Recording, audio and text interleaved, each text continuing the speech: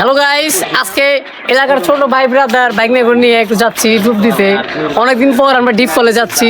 ওইখানে গিয়ে আমরা কি কি করি না করি এটা আপনাদের দেখাবো। আসেন, 5 মিনিট 30 সেকেন্ডের রাস্তা অতিক্রম করছি। গেদা, এই এলাকার নাম কি জানো? আকন্দবাড়ি। ও, এই এলাকার নাম হলো আকন্দবাড়ি। আসেন, সামনে গিয়ে আরো কতটুকু আমাদের ট্রাভেল করতে হয়, এরপরে গিয়ে আমরা ডিপ কল পাবো। ডিপ কল পেলে আপনাদের তখনই জানিয়ে দেবো।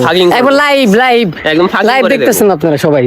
এই দেখেন, এই যে পাপি টাপি আছে সবাই, সব বাইশটা ছোট ভাই ব্রাদার নিয়ে আজকে বের হয়েছি।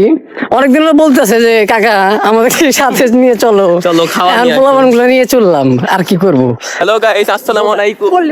এই মুহূর্তে দেখতে পাচ্ছেন দুই ব্লগার একসাথে হলে যা হয় আর কি। তো আমরা ডিপ কলের উদ্দেশ্যে রওনা হয়েছি। তো আমাদের আশেপাশে কিন্তু দেখতে পাচ্ছেন যে অনেক ফাউ পোলাপান আছে, তাদের আমরা দেখাবো না।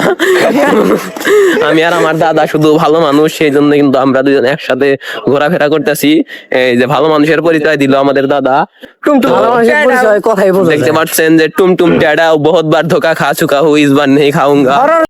তো এই বেতব কথা মুহূর্তে আমাদের পেছনে কিন্তু একটা হেলিকপ্টার আসছে। দেখতে পাচ্ছেন যে আমাদের অনেক বড় একটা সাউন্ড দিল। টেসলা ও ইলন মাস্ক কিন্তু ফ্যাক্টরির দরজা নিয়ে যাচ্ছে এই মুহূর্তে। তো গাইস, আমরা তো ইউএসএ তে থাকি, গ্রামে বেশি আসা হয় না। অনেকদিন পর গ্রামে আসছি।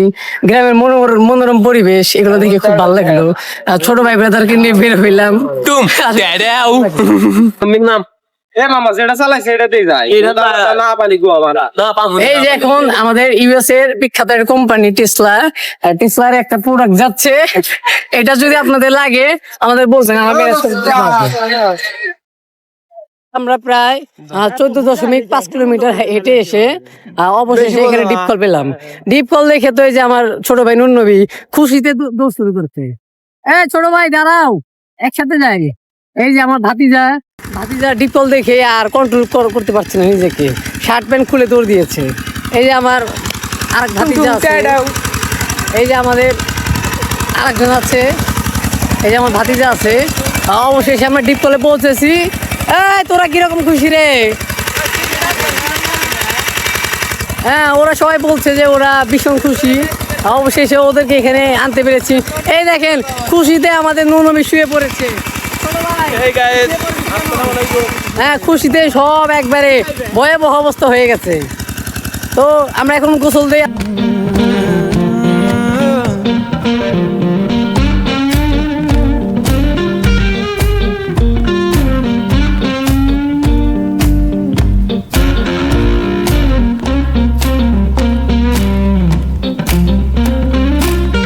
তো গাইস, আমরা ডিপ কলে ডুব গোসল দেওয়া সম্পূর্ণ করলাম।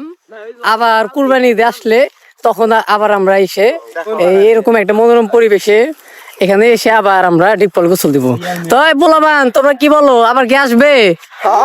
আসবে কি? ঠান্ডা লেগে গেছে। ওই যে আমার ছোট ভাই ঠান্ডা লেগে গেছে, ওর জন্য সবাই দোয়া করবেন।